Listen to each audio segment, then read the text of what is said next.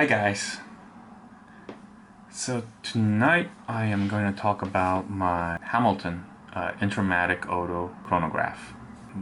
So everybody's done all the reviews on this one, so there's not much to really actually talk about in terms of the specs and whatnot, but yeah, I like it because it's a 40mm diameter case. You know, it's got the H31 movement, which is the ETA 7753. Love the dial design. Before anything, so the other Hamilton that I used to own was also a chronograph. It's the Jazzmaster Maestro chronograph. It's the one that looks like a IWC Portuguese with the gray sunburst style without the seconds hand. It had the ETA 7750, which I really wanted back then, and it's a long time ago. And so, but it was a big watch, right? So it's like 45mm case diameter, and it was like really thick, right? I forget, it was like 14 or 15mm thick, and it was just huge and heavy, right? But man, I really loved that watch so much. So, but that one I gave it away. That watch really made me fall in love with Hamilton. So I found this on a listing for like $1,300 US.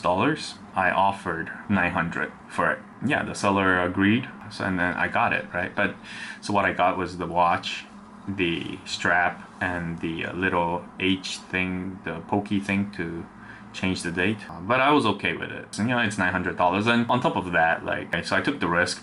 On the day of trade, I got to look at it carefully. We chatted, you know, and it was really nice. He was a nice guy, right? So there wasn't any issue. Like, I was quite sure that I was getting the real thing, and there's not going to be much issue anyway. And so he guaranteed that the movement was working fine, which it was, yeah. And I went back to the office. I was just admiring it, right? I was like, wow, that's so beautiful, you know. And what a deal, right? Because I think 900 is like less than half of the retail then. I think I kind of forgot how much retail for back then, but yeah, I was admiring it, and I was looking at it, and I was playing around with the chronograph hand, right? Playing with it, I was pushing it and setting it, and I was just like, I was playing with the rotor, and I'm thinking, man, the rotor's really loud, and you know, the winding, the rotor's really loud. Well, it's fun, you know. And I was having a good time, right? I had it on a mesh strap then. So suddenly, the chronograph hand stopped moving, and I was holding it like this, and I went like that, and the hand just came off.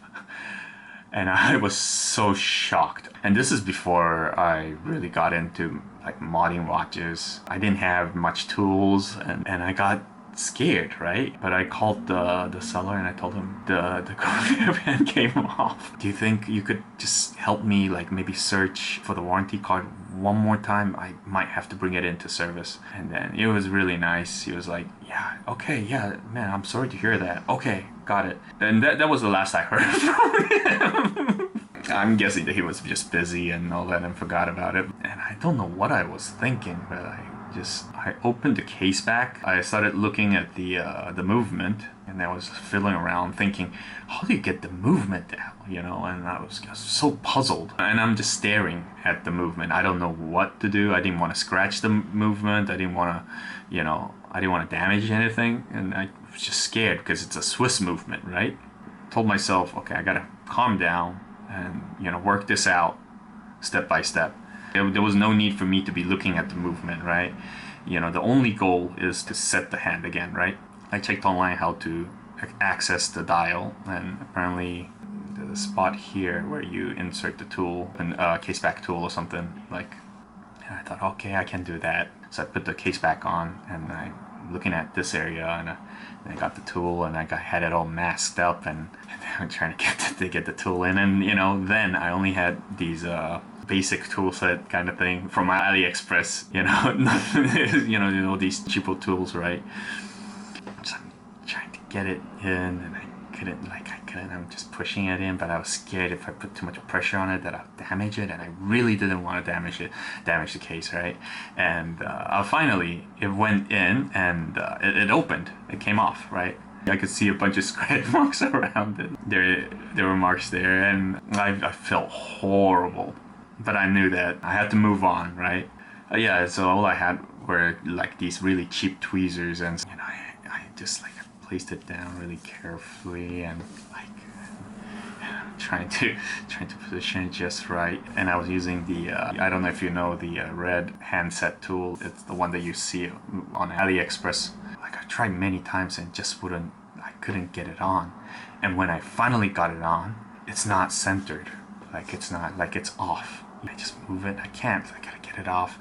Put it back on. Get it off. Put it back on. And eventually, I scuffed the hands on it, and I was getting so upset, right, about it. And why didn't I just put it to Hamilton, right? It's really stupid. But finally got it on, got everything back on, closed it. But there's these marked scuffs on the hands. I don't know if it shows. Yeah, I think you can see it. And I'm thinking of just leaving it as is for that memory. Of course, there's more to the story. I had a rotary tool, and I had what was that called? Cape Cod, I think. Yeah, it is Cape Cod. So I got it to where it's not like it's okay. It's not too bad. And I mean, it's if you see scratches, it's because I've worn it for many years after that, and so it's scratched. It's kind of scratched, probably scratched up. Used those to sort of polish it out, and it looked okay. You know, for me, you know, I was a total beginner, and I felt, right, despite all the damages that I've done to this watch, I felt like I accomplished something. And I remember I was so happy. So everything's working fine. So I got it on my wrist and went over to visit my two younger brothers. They were doing something at one of their houses. Brought my watch. I went up to them and I was like, "Hey guys, look at this." And they're like, "Wow, it's so beautiful. That's a really nice looking watch." And I was telling them the story of what happened with the chronograph hand, and they were like, "Oh no, wow, so you fixed it by yourself? Oh, that's crazy." And I was feeling really good. I feel like I could do anything.